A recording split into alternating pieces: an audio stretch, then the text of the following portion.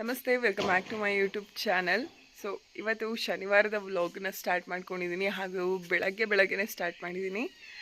So ಇವಾಗ ಹಾಲು ಕರೆಯೋದಕ್ಕೆ ಹೋಗಬೇಕು. ಜಸ್ಟ್ ಎದ್ಬಿಟ್ಟು ಬಂದೆ. ಇವಾಗ 6 ಗಂಟೆ ಆಗಿದೆ. ಸ್ಟಾರ್ಟ್ ಮಾಡಿಕೊಂಡೆ ವಿಡಿಯೋನ. ಸೊ ಇವತ್ತಿನ ದಿನ ಹೇಗೆ ಹೋಗುತ್ತೆ ನೋಡೋಣ. ಹಾಗೆ ಸಬ್ಸ್ಕ್ರೈಬ್ ಮಾಡ್ಕೊಳ್ಳದೆ ನೋಡ್ತಾ ಇದ್ರೆ ದಯವಿಟ್ಟು ಸಬ್ಸ್ಕ್ರೈಬ್ ಮಾಡ್ಕೊಳ್ಳಿ. ಸೊ ಬನ್ನಿ, ಇವಾಗ ಮೊದಲು ಹಾಲು ಕರೆಯೋದಕ್ಕೆ ಹೋಗಬೇಕು. ಹಸುಗಳೆಲ್ಲವೂ ಕೂಡ ಹಿಂಡಿ ಇಟ್ಟಾಗಿದೆ. ಸೊ ಎಲ್ಲವೂ ಕೂಡ ಆಗಿದೆ. ತಿಂದ್ಬಿಟ್ಟು ಸುಮ್ಮನೆ ನಿಂತಿದ್ದಾವೆ. ಈಗ ಹೋಗಿ ಹಾಲು ಕರೆದ್ಬಿಟ್ಟು ಆಮೇಲೆ ವ್ಲಾಗ್ನ ಕಂಟಿನ್ಯೂ ಮಾಡ್ತೀನಿ. ಸೊ ಬನ್ನಿ, ಇವತ್ತಿನ ಒಂದು ವ್ಲಾಗ್ ಹೇಗಿರುತ್ತೆ ನೋಡೋಣ. ತುಂಬ ಜನ ಸಬ್ಸ್ಕ್ರೈಬ್ ಮಾಡ್ಕೊಳ್ಳದೆ ನೋಡ್ತಾ ಇದ್ದೀರಾ ವೀಡಿಯೋನ. ದಯವಿಟ್ಟು ಸಬ್ಸ್ಕ್ರೈಬ್ ಮಾಡಿಕೊಂಡು ವೀಡಿಯೋನ ನೋಡಿ ಆದಷ್ಟು. ಸೊ ಇವತ್ತು ಹಾಲು ಕರೆಯೋದಕ್ಕೆ ಅಂತ ಹೇಳಿ ಬಂದಾಗ ಮನೆಯವರು ಅಲ್ಲೇ ಇದ್ದರು.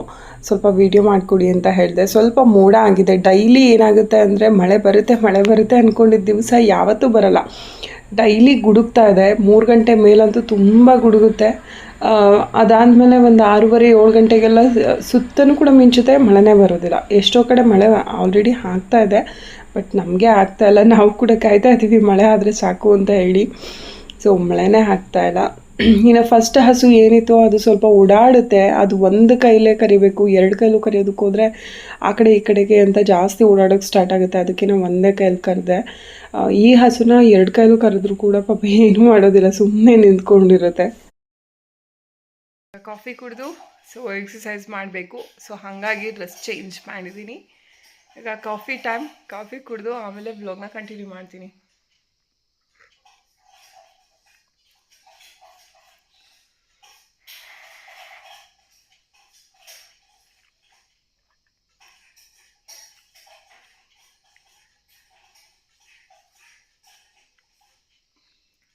ಸೊ ಫ್ರೆಂಡ್ಸ್, 8:45ಗೆಲ್ಲ ನಂದು ಎಕ್ಸಸೈಸ್ ಕಂಪ್ಲೀಟ್ ಆಯಿತು. ಅದಾದಮೇಲೆ ಅಮ್ಮ ಕಾಲ್ ಮಾಡಿದ್ರು. ಎಕ್ಸಸೈಸ್ ಮುಗಿಸಿ ಮೆಡಿಟೇಷನ್ ಮುಗಿಸಿ ಕೂತಿದ್ದೆ ಒಂದು 5 ನಿಮಿಷ ಅಂತ ಹೇಳಿ ಅಮ್ಮ ಕಾಲ್ ಮಾಡಿದ್ರು. ಅವ್ರ ಜೊತೆ ಮಾತಾಡಿಕೊಂಡು ಸೊ ಇವಾಗ ರೊಟ್ಟಿಗೆ ಬಿಸಿನೀರನ್ನ ಹಾಕಿ ಇಟ್ಟಿದ್ದೀನಿ. ಇದಕ್ಕೆ ಟೊಮಟೊ ಗೊಜ್ಜು ಏನಾದರೂ ಮಾಡಬೇಕು. ಸೊ ಡೈಲಿ ರೊಟ್ಟಿನೇ ಹಾಕ್ತಾ ಇದ್ದೀನಿ. ಸೊ ಚಪಾತಿ ಹಿಟ್ಟು ಇನ್ನೂ ಗೋಧಿನ ಮಿಲ್ ಮಾಡಿಸ್ಕೊಂಡು ಬಂದಿಲ್ಲ ಮನೆಯವರು. ಇವಾಗ ಸ್ಲಿಪ್ಪರ್ ಹಾಕ್ಕೊಂಡು ಹೋಗ್ಬೇಕಿಲ್ಲ, ಹುಟ್ಟು ತೊಟ್ಟು ಆಗುತ್ತೆ, ಬಂದು ಸ್ನಾನ ಮಾಡಬೇಕು. ಸೊ ಅದು ಇದು ಕೆಲಸಗಳು ಇರುತ್ತೆ ಅವ್ರಿಗೆ. ಅದಕ್ಕೇ ಇವಾಗ ಮಾಡಿಸ್ಕೊಂಬರೋಕ್ಕಾಗಲ್ಲ, ಮಧ್ಯಾಹ್ನದ ಮೇಲೆ ಮಾಡಿಸ್ತೀನಿ ಅಂತ ಹೇಳಿ ಸುಮ್ಮನೆ ಹಾಗೆ ಆದರು. ನಾನು ಪನ್ನೀರ್ನ ಹೊರಗಡೆ ತೆಗೆದಿಟ್ಟಿದ್ದೆ. ರೊಟ್ಟಿಗಿಂತ ಪನ್ನೀರು ಚಪಾತಿಗೆ ತುಂಬಾ ಚೆನ್ನಾಗಿರುತ್ತೆ. ಸೊ ನನಗೆ ಅದೇನೋ ಗೊತ್ತಿಲ್ಲ, ರೊಟ್ಟಿಗೆ ಅಷ್ಟು ಇಷ್ಟ ಆಗಲ್ಲ. ಸೊ ಅದಕ್ಕೆ ಇವತ್ತು ಟೊಮಟೊ ಗೊಜ್ಜು ಏನಾದರೂ ಮಾಡೋಣ. ತಿಂಡಿ ಹಾಲೆ 9:15 ಆಗ್ತಾ ಇದೆ. ನಾನು ಅಮ್ಮನ ಜೊತೆ ಮಾತಾಡ್ಕೊಂಡು ಟೈಮ್ ಹೋಗಿದೆ ಗೊತ್ತಿಲ್ಲ. ಸೊ ಅವರು ತಿಂಡಿ ತಿಂತಾ ಇದ್ದೀವಿ ಅಂತ ಹೇಳಿದಾಗ ಅಲ್ಲಿ ಟೈಮ್ ನೋಡ್ತೀನಿ, ಅಲ್ಲಿ 9:15 ಆಗಿತ್ತು. ಸೊ ಓಕೆ, ನಾನು ಕೂಡ ತಿಂಡಿ ಮಾಡ್ಕೊತೀನಿ ಮಮ್ಮಿ ಅಂತ ಹೇಳಿಬಿಟ್ಟು ಫೋನ್ ಕಟ್ ಮಾಡಿ ಇಟ್ಟೆ. 7:30ಗೆಲ್ಲ ತಿಂಡಿ ಮಾಡಿ ಇಟ್ಬಿಡ್ತಿದ್ದೆ. ಸೊ ಇವಾಗ 10 ಗಂಟೆ ಆದರೂ ತಿಂಡಿ ಮಾಡಲ್ಲ ಅಂತ, ಅದಕ್ಕೆ ಇವತ್ತು ತಿಂಡಿ ಮಾಡೋಣ. ಸೊ ಓಕೆ, ಲೇಟ್ ಆಗುತ್ತೆ ನನಗೂ ಕೂಡ, ಅದಕ್ಕೇ ಬೇಗ ತಿಂಡಿ ಮುಗಿಸ್ಕೊಳ್ಳೋಣ. ಸೊ ಬನ್ನಿ, ಇವತ್ತಿನ ಒಂದು ವ್ಲಾಗ್ ಸ್ಟಾರ್ಟ್ ಮಾಡೋಣ. ತಿಂಡಿನ ನಾನು ಉಪ್ಪಿಟ್ಟು ಅಥವಾ ಪಲಾವ್ ಅಥವಾ ಏನಾದರೂ ಮಾಡೋಣ ಅಂತ ಹೇಳ್ಬಿಟ್ಟು ಸುಮ್ಮನಿದ್ದೆ. ಆದರೆ ಉಪ್ಪಿಟ್ಟು ಮಾಡಿಬಿಡೋಣ, ಹೇಗಿದ್ರು ಆಲೆ 9:15 ಆಗಿದೆ ಅಂತ ಹೇಳಿಬಿಟ್ಟು ರವೆ ತೊಗೋತಾ ಇದ್ದೆ. ಅಷ್ಟರಲ್ಲಿ ಮನೆಯವರು ಉಪ್ಪಿಟ್ಟಾರೆ ನಾವು ತಿನ್ನೋದೇ ಇಲ್ಲ ಅಂತ ಹೇಳಿಬಿಟ್ಟು ಇದು ಮಾಡಿದ್ರು. ಸೊ ಓಕೆ, ಇನ್ನೇನು ಮಾಡೋದು. ಚಪಾತಿ ಹಿಟ್ಟು ಮಿಲ್ ಮಾಡಿಸ್ಕೊಂಡು ಬಂದಿಲ್ಲ, ಅಂದರೆ ಗೋಧಿನ ತೊಗೊಂಡು ಬಂದು ಮಿಲ್ ಮಾಡಿಸ್ತೀನಿ ಸುಮಾರು ತಿಂಗಳುಗಳಿಂದ.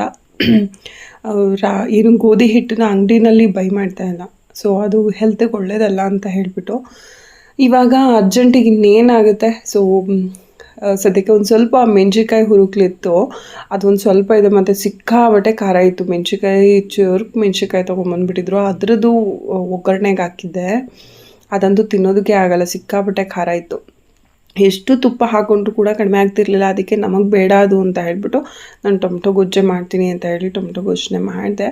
ಇವಾಗ ರೊಟ್ಟಿ ಹಾಕ್ತಾಯಿದ್ದೀನಿ. ಬಿಕಾಸ್ ರೊಟ್ಟಿ ಹಾಕೋದ್ರೊಳಗೆ ಆಲೆ 10 ಕಾಲೇನೋ ಆಗೋಗಿತ್ತು. ಸೊ ಇನ್ನೇನು ಅರ್ಧ ಗಂಟೆ, ಕರೆಕ್ಟಾಗಿ 10:30 10:45ಗೆಲ್ಲ ಮಗ ಎದ್ದೇಳ್ತಾನೆ. ಸೊ ಇವಾಗ ಅವನು ಟೈಮಿಂಗ್ ಸೆನ್ಸ್ ಇಲ್ಲ. ಇವಾಗ ನಾನು ಅದ್ರ ಬಗ್ಗೆ ಯೋಚನೆ ಮಾಡೋದಕ್ಕೆ ಹೋಗಿಲ್ಲ. ಅವ್ನಿಗೆ ಅದನ್ನೇ ಹೇಳಿದ್ದೀನಿ, ಇನ್ನೊಂದು 10 ಡೇಸ್ ಸ್ಕೂಲ್ ಸ್ಟಾರ್ಟ್ ಆಗುತ್ತೆ ಅನ್ನುವಾಗ ಸೊ ನೀನು ಕಂಪಲ್ಸರಿ ರೆಗ್ಯುಲರಾಗಿ ಬೆಳಗ್ಗೆ 6 ಗಂಟೆಗೆ ಎದ್ದೇಳಬೇಕು, ಇನ್ನು ನೈಟು 9:30 10 ಗಂಟೆಗೆಲ್ಲ ಮಲ್ಕೋಬೇಕು ಅಂತ ಹೇಳಿದ್ದೀನಿ. ಬಿಕಾಸ್ ಅದು ಏನಾಗ್ಬಿಡುತ್ತೆ, ಸಡನ್ನಾಗಿ ನಾವು ಟೈಮಿಂಗ್ಸ್ ಚೇಂಜ್ ಮಾಡಿದ ತಕ್ಷಣ ನಿದ್ದೆ ಸರಿ ಹೋಗೋದಿಲ್ಲ. ಸೊ ಅದಕ್ಕೋಸ್ಕರ ಅವನಿಗೆ ಒಂದು 10 ಡೇಸ್ ಮುಂಚೆಗೇ, ಸ್ಕೂಲ್ ಸ್ಟಾರ್ಟ್ ಆಗೋದಕ್ಕೆ ಮುಂಚೆನೇ ಸ್ವಲ್ಪ ಅಭ್ಯಾಸ ಮಾಡ್ಕೊ. ಆಮೇಲೆ ನಿದ್ದೆ ಏನಾದ್ರು ಕಡಿಮೆ ಅಂತ ಅನಿಸಿದ್ರೆ ಮಧ್ಯಾಹ್ನ ಒಂದು ಅರ್ಧ ಗಂಟೆ ಮಲ್ಕೊಂಡ್ರೆ ಎಲ್ಲ ಸರಿ ಹೋಗುತ್ತೆ. ಸೊ ಆ ಥರ ಮಕ್ಳುಗಳಿಗೆ ನಾವು ಮಾಡಬೇಕಾಗತ್ತೆ. ಸೊ ಇವಾಗಂತೂ RCB ಅದು ಇದು ಕ್ರಿಕೆಟ್ ನಡೀತದೆ ಅಂತ ಹೇಳ್ಬಿಟ್ಟು ಅವನು ಸಿಕ್ಕಾಪಟ್ಟೆ ನೋಡ್ತಾನೆ. ಬಟ್ ನಾವಂತೂ ಟಿ ವಿ ಕಡೆಗೆ ಹೋಗೋದಿಲ್ಲ. ಸೊ ನಮ್ಮ ಪಾಡಿಗೆ ನಾವು ಕೆಲಸ ಮಾಡಿಕೊಂಡು, ನಾನು ನಮ್ಮ ಮನೆಯವರಿಬ್ಬರು ಮಾತಾಡ್ಕೊಂಡು ಕೂತ್ಕೋತೀವಿ. ಅವನೊಬ್ಬನೇ ಕ್ರಿಕೆಟ್ ನೋಡಿಕೊಂಡು ಅದು ಎಷ್ಟು ಹೊತ್ತು 10:45 11 ಗಂಟೆಗೆಲ್ಲ ಬಂದು ಮಲ್ಕೊತಾನೆ. ಸೊ ಅದಕ್ಕೆ ನಾನು ಬೆಳಗ್ಗೆ ಹೊತ್ತು ಇರಲಿ ಮಲ್ಕೊಳ್ಳಿ ಅಂತ ಹೇಳ್ಬಿಟ್ಟು ಸುಮ್ಮನೆ ಆಗ್ತೀನಿ. ನಾನೇನೇ ಎದ್ದೇಳಿಸೋದಕ್ಕೇನು ಹೋಗೋದಿಲ್ಲ. ಇನ್ನು ರೊಟ್ಟಿ ಎಲ್ಲ ಹಾಕ್ಬಿಟ್ಟು ಬಂದು ಮುಖನೂ ಕೂಡ ತೊಳ್ಕೊಂಡು ಬಂದೆ. ಹಾಗೆ ರಾತ್ರಿ ಬಟ್ಟೆಗಳನ್ನ ಹಾಕ್ಕೊಂಡಿದ್ದೆ. ಬೆಳಗ್ಗೆ ಹೊತ್ತು ಸರಿಯಾಗಿ ಕರೆಂಟೇ ಕೊಡೋದಿಲ್ಲ, 50 ಸರಿ ತೆಗಿತಾನೆ. ಅದಕ್ಕೋಸ್ಕರ ವಾಷಿಂಗ್ ಮಿಷಿನ್ ಆನ್ ಮಾಡೋದಕ್ಕೆ ಹೋಗಲ್ಲ, ಏನಾದ್ರೂ ಹೆಚ್ಚು ಕಡಿಮೆ ಆಗುತ್ತೆ ಅಂತ ಹೇಳಿಬಿಟ್ಟು. ನೈಟ್ ಹೊತ್ತು ಅಂದರೆ ಕಂಪಲ್ಸರಿ ಇರುತ್ತೆ. ಸೊ ನೈಟ್ ಹೊತ್ತೇನೆ ಬಟ್ಟೆ ಹಾಕಿಬಿಟ್ಟಿರ್ತೀನಿ, ಬೆಳಗ್ಗೆ ಹೊತ್ತೆದ್ದು ಈ ಥರ ಒಣಗಾಕ್ತೀನಿ. ಸೊ ಮಧ್ಯಾಹ್ನ ಎಲ್ಲ ಲೈಟಾಗಿ ಊಟ ಮಾಡಿಬಿಟ್ಟು ಇನ್ನು ಒಂದು ಸ್ವಲ್ಪ ಹೊತ್ತು ಮಲಗಿದ್ದೆ. ಯಾಕೋ ಸಿಕ್ಕಾಪಟ್ಟೆ ಬೋರ್ ಅನ್ನಿಸ್ತಿತ್ತು. ಅದಕ್ಕೇ ತೋಟದ ಕಡೆ ಹೋಗೋಣ ಅಂತ ಹೇಳಿಬಿಟ್ಟು ತೋಟದ ಕಡೆಗೆ ಹೋಗ್ತಾ ಇದ್ದೆ. ಕೂತು ಕೂತು ಬೇಜಾರು ಅಂತ ಹೇಳ್ಬಿಟ್ಟು ಮನೆಯವರಿಲ್ಲೇ ನೀರು ಬಿಡ್ತಾಯಿದ್ರು ತೋಟಕ್ಕೆ, ಅಂದರೆ ಜೋಳಕ್ಕೆ. ಸೊ ಹಾಗೆ ನಡ್ಕೊಂಬರೋಣ ಅಂತ ಬಂದರೆ ಕಲ್ನೂರ್ಜು ಆಗಲಿಲ್ಲ. ಎದ್ದು ಸ್ವಲ್ಪ ಕೆಲಸ ಇತ್ತು ಮುಗಿಸ್ಕೊಂಡೆ. ಹಾಗೆ ಮನೆಯಿಂದ ಹೋಗ್ಬಿಟ್ಟು ಬರೋಣ ಅಂತ ಗುಡುಕ್ತಾ ಇದೆ. ಸೊ ಇವತ್ತು ಮಳೆ ಬರುತ್ತೋ ಇಲ್ವೋ ಗೊತ್ತಿಲ್ಲ, ಡೌಟ್ ಇದೆ. ಸೊ ಇವಾಗ ತೋಟದಲ್ಲಿ ಹಾಗೆ ಮನೆಯವ್ರನ್ನೂ ಜೊತೆ ಕರ್ಕೊಂಡು ಮನೆ ಕಡೆಗೆ ಹೊರಡಬೇಕು. ಹಾಲು ಕರೆಯೋದಕ್ಕೆ ಟೈಮ್ ಆಯಿತು. ಇವತ್ತು ನಮ್ಮೂರ ಜಾತ್ರೆ ಇದೆ, ಬೆಳಗುಳ ಜಾತ್ರೆ, ಶ್ರವಣ ಬೆಳಗುಳದು. ಸೊ ಮಿಸ್ ಮಾಡ್ಕೊತಾ ಇದ್ದೀನಿ, ಪ್ರತಿ ವರ್ಷ ಮಿಸ್ ಮಾಡ್ಕೊತೀನಿ ಅದನ್ನು. ಯಾಕಂದರೆ ನಮ್ಮ ಹಬ್ಬದ ಟೈಮಲ್ಲೇ ಆ ಜಾತ್ರೆನೂ ಕೂಡ ಬರೋದು, ಅದಕ್ಕೋಸ್ಕರ. ಸೊ ಓಕೆ ಗೈಸ್, ಮನೆಗೆ ಹೋದ್ಮೇಲೆ ವ್ಲಾಗ್ನ ಕಂಟಿನ್ಯೂ ಮಾಡ್ತೀನಿ. ಮನೆ ಕಡೆಗೆ ಹೋಗೋಣ ಅಂತ ಹೇಳ್ಬಿಟ್ಟು ಹೋಗ್ತಾ ಇದ್ದೆ. ಇನ್ನೂ ಒಂದು ಸ್ವಲ್ಪ ನೀರು ಬಿಡೋದಿದೆ ಅಂತ ಹೇಳ್ತಾಯಿದ್ರು. ಬಟ್ ನಮಗೆ ಬೇಜಾರಾಗ್ತಾ ಇದೆ, ಬನ್ನಿ ಅಂತ ಹೇಳಿಬಿಟ್ಟು ಕರ್ಕೊಂಡು ಹೋದೆ. ಸೊ ಹಾಲೆಲ್ಲ ಕರೆದು ಇನ್ನು ಅವರು ಡೈರಿಗೆ ತೊಗೊಂಡು ಹೋದರು. ಹಾಗೆ ಗೋಧಿ ಹಿಟ್ಟನ್ನು ಮಿಲ್ ಮಾಡಿಸ್ಕೊಂಬಂದ್ಬಿಡ್ತೀನಿ ಅಂತ ಹೇಳಿದ್ರು. ಅವರು ಚಪ್ಪಲಿ ಹಾಕ್ಕೊಂಡಿದ್ರು. ಸೊ ಮನೆಯೊಳಗಡೆ ಬರೋ ಹಂಗಿಲ್ಲ, ಹೇಗಿದ್ರು ಸ್ನಾನ ಮಾಡಬೇಕಲ್ವ, ಅದಕ್ಕೇ ಗೋಧಿ ಹಿಟ್ಟನ್ನು ಮಿಲ್ ಮಾಡಿಸ್ಕೊಂಡು ಬರ್ತೀನಿ ಅಂತ ಹೋದರು. ನಾನು ಅಷ್ಟರಲ್ಲಿ ಸ್ನಾನಕ್ಕೆ ಹೋಗಬೇಕಿತ್ತು. ಸೊ ಅಕ್ಕಿ ಹಿಟ್ಟು ತುಂಬ ದಿನ ಆಗಿತ್ತು ಹಾಕಿಸ್ಕೊಂಡು ಬಂದು, ಅದನ್ನು ಹೊಂದಿಸ್ಕೊಳ್ಳೋದಕ್ಕೆ ಟೈಮೇ ಸಿಕ್ಕಿರಲಿಲ್ಲ. ಸೊ ಇವಾಗ ಅದನ್ನು ಹೊಂದಿಸ್ಕೊಂಡು ಸ್ನಾನ ಮುಗಿಸ್ಕೊಂಡು ಬರಬೇಕು.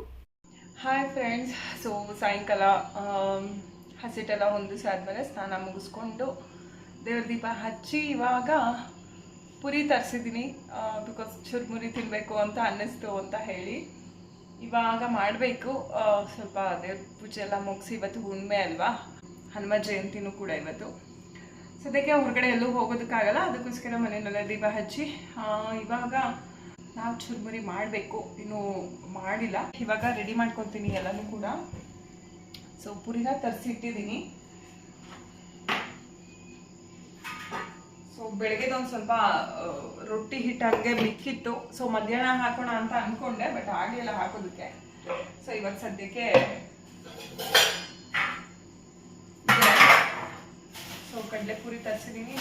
ಬೇಕ್ರಿ ಐಟಮ್ಸ್ ಏನೂ ತೊಗೊಂಡು ಬರೋ ಹಂಗಿಲ್ಲ ಮನೆಯಲ್ಲಿ. ಸದ್ಯಕ್ಕೆ ಬೇಕ್ರಿ ಐಟಮ್ಸ್ ಎಲ್ಲ ಕಟ್ ಡೌನ್ ಮಾಡಿರೋದಕ್ಕೆ ಆಲ್ಮೋಸ್ಟ್ ಎಲ್ಲರೂ ಕೂಡ ಎಷ್ಟು ಸಣ್ಣ ಆಗಿದ್ದೀವಿ ಅಂತ ಅಂದರೆ. ಸೊ ಇಷ್ಟೊತ್ತಿಗೆ ನನ್ನ ಮಗ ಅಂತೂ ಡೈಲಿ ಅಂದರೆ ಒಂದು 2 ಡೇಸ್ 3 ಡೇಸ್ಗೊಂದು ಸರಿನಾದ್ರೂ ನನಗೆ ಪಾನಿಪುರಿ ಬೇಕು ಅದು ಬೇಕು ಅಂತ ಹೇಳಿ ಆಟ ಮಾಡಿ ತರಿಸ್ಕೊತಿದ್ದ. ಬಟ್ ಈ 12 ಡೇಸ್ ಏನು ತಿಂದಿರ ಒಂಥರ ಹೆಲ್ತಿ ಅಂತಲೇ ಅನ್ನಿಸ್ತಿದ್ದೀವಿ. ಮತ್ತು ಫ್ರೂಟ್ಸ್ಗಳಂತೂ ಮನೆಯಲ್ಲಿ ಎಲ್ಲವೂ ಕೂಡ ಖಾಲಿ ಆಗ್ತಾಯಿದೆ. ಸೊ ಹೆಲ್ತಿ ಫುಡ್ ಅಂತೂ ಎಲ್ಲ ಚೆನ್ನಾಗಿ ಖಾಲಿ ಆಗ್ತಾಯಿದೆ ಈ ಹಬ್ಬದ ಟೈಮಲ್ಲಿ. ಸೊ ಅದೊಂದು ಖುಷಿ ಆಯಿತು. ಇನ್ನು ಸ್ವಲ್ಪ ಬಾಯೆಲ್ಲ ಸಪ್ಪೆ ಸಪ್ಪೆ ಅಂತ ಅನ್ನಿಸ್ತಾಯಿತ್ತು. ಏನೇ ಮಾಡ್ಕೊಂಡು ತಿಂದರೂ ಕೂಡ ಆ ಖಾರ ಏನಾದರೂ ಬೇಕು ಅಂತ ಅನ್ನಿಸ್ತಾಯಿತ್ತು. ಸೊ ನಾನ್ ವೆಜಿಟೇರಿಯನ್ಸ್ಗೆ ಖಂಡಿತವಾಗ್ಲೂ ಬರೀ ವೆಜ್ಜಲ್ಲಿರಬೇಕು ಅಂದರೆ ಖಂಡಿತ ಆಗೋದಿಲ್ಲ. ಸೊ ನಮಗೂ ಕೂಡ ಅಷ್ಟೇ. ಅದಕ್ಕೋಸ್ಕರ ಸ್ವಲ್ಪ ಸ್ಪೈಸಿಯಾಗಿ ಖಾರವಾಗಿ ಮಾಡ್ಕೊಳ್ಳೋಣ ಚುರುಮುರಿನ ಅಂತ ಹೇಳಿಬಿಟ್ಟು ಮನೆಯಲ್ಲೇ ಬರೀ ಕಡಲೆಪುರಿ ತರಿಸ್ಕೊಂಡೆ, ಅಂದರೆ ಖಾರ ಮತ್ತು ಅದು ಎರಡನ್ನೂ ಕೂಡ ತರಿಸ್ಕೊಂಡೆ. ಇವಾಗ ಮಾಡ್ತಾಯಿದ್ದೀನಿ ನಾನೇ, ಬಿಕಾಸ್ ನಾನೇ ಹೇಳಿದ್ದು. ಸೊ ಅದಕ್ಕೇ ನೀನೇ ಮಾಡು ಅಂತ ಹೇಳ್ಬಿಟ್ಟು ನನ್ನ ಬಿಟ್ಬಿಟ್ಟಿದ್ದಾರೆ. ನಮ್ಮ ಮನೆಯವ್ರು ತುಂಬ ಚೆನ್ನಾಗಿ ಮಾಡ್ತಾರೆ ಚುರುಮುರಿನ.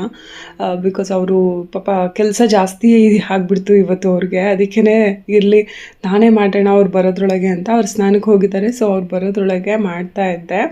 ಸೊ ಆಮೇಲೆ ಇದನ್ನೆಲ್ಲನೂ ಕೂಡ ನೀಟಾಗಿ ನೋಡಿ, ಈ ಥರ ಒಂದು ಬ್ಲೆಂಡರ್ ಇದ್ದರೆ ಆರಾಮಾಗಿ ಬ್ಲೆಂಡ್ ಮಾಡ್ಕೊಬೋದಪ್ಪ. ಕೈಯಲ್ಲಿ ಕಟ್ ಮಾಡೋದ್ರೊಳಗೆ ಅದು ಸಣ್ಣ ಸಣ್ಣಗೂ ಕಟ್ ಮಾಡೋದಕ್ಕೆ ಆಗ್ತಿರ್ಲಿಲ್ಲ. ಬಾಯಿಗೆ ಏನಾದ್ರು ಸಿಗ್ತಿದೆ ಅಂದ ತಕ್ಷಣ ನನ್ನ ಮಗ ಎಲ್ಲನೂ ಕೂಡ, ಅಂದರೆ ನಾವು ಆಫ್ಕೋರ್ಸ್ ಬಾಯಿಗೆ ಜಾಸ್ತಿ ಸಿಗ್ತಾ ಇದೆ ಅಂತ ಹೇಳ್ಬಿಟ್ಟು ಸೈಡಿಗೆ ತೆಗೆದಾಕ್ಬಿಡ್ತಿದ್ವಿ. ಬಟ್ ಈ ಥರ ಬ್ಲೆಂಡರ್ ಇರೋದ್ರಿಂದ ನೀಟಾಗಿ ನಮಗೆ ಎಷ್ಟು ಬೇಕೋ ಅಷ್ಟು ಇದಕ್ಕೆ ಸಣ್ಣಕ್ಕೆ ಹೆಚ್ಕೊಬೋದು. ಸೊ ಅದಾದಮೇಲೆ ಕ್ಯಾರೆಟ್ ಇತ್ತಲ್ಲ ಮನೆಯಲ್ಲಿ, ಕ್ಯಾರೆಟ್ ಹಾಕ್ಕೊಂಡೆ. ಮತ್ತು ಏನು ಸೌತೆಕಾಯಿ ಅವೇನೂ ಇರಲಿಲ್ಲ, ಅದಕ್ಕೇ ಸದ್ಯಕ್ಕೆ ಸಾಕು ಅಂತ ಹೇಳ್ಬಿಟ್ಟು ಅದ್ರ ಜೊತೆಗೆ ಹಸಿ ಖಾರ ಏನು ಮಾಡ್ಕೊಂಡಿದ್ದೆ ಅದನ್ನು ಕೂಡ ಬ್ಲೆಂಡ್ ಮಾಡಿದ್ದೀನಿ ಅಲ್ವಾ.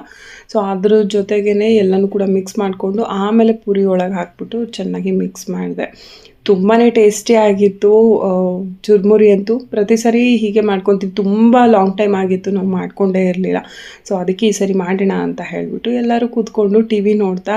ಸೊ ವಿಜಯ್ ತಳಪತಿ ಅವ್ರದ್ದು ಒಳ್ಳೆ ಮೂವಿ ಹಾಕಿದ್ರು. ಸೊ ಫಿಲ್ಮ್ ನೋಡಿಕೊಂಡು ಹಾಗೆ ಚುರುಮುರಿನ ತಿಂತಾಯಿದ್ವಿ. ಸೊ ಇವತ್ತಿನ ಒಂದು ವ್ಲಾಗ್ ಇದಾಗಿತ್ತು ಫ್ರೆಂಡ್ಸ್. ನಿಮ್ಮೆಲ್ರಿಗೂ ಕೂಡ ಇಷ್ಟ ಆಗಿದೆ ಅಂತ ಭಾವಿಸ್ತೀನಿ. ಸೊ ಇಷ್ಟ ಆಗಿದರೆ ಲೈಕ್, ಶೇರ್, ಕಮೆಂಟ್ ಮಾಡಿ. ದಯವಿಟ್ಟು ಸಬ್ಸ್ಕ್ರೈಬ್ ಮಾಡ್ಕೊಳ್ಳದೆ ನೋಡ್ತಿದ್ರೆ ಸಬ್ಸ್ಕ್ರೈಬ್ ಮಾಡ್ಕೊಳ್ಳಿ. ಸೊ ಖಂಡಿತ ಮುಂದಿನ ವ್ಲಾಗಲ್ಲಿ ಸಿಗ್ತೀನಿ. ಅಲ್ಲಿವರೆಗೂ ಟೇಕ್ ಕೇರ್ ಆ್ಯಂಡ್ ಬಾಯ್.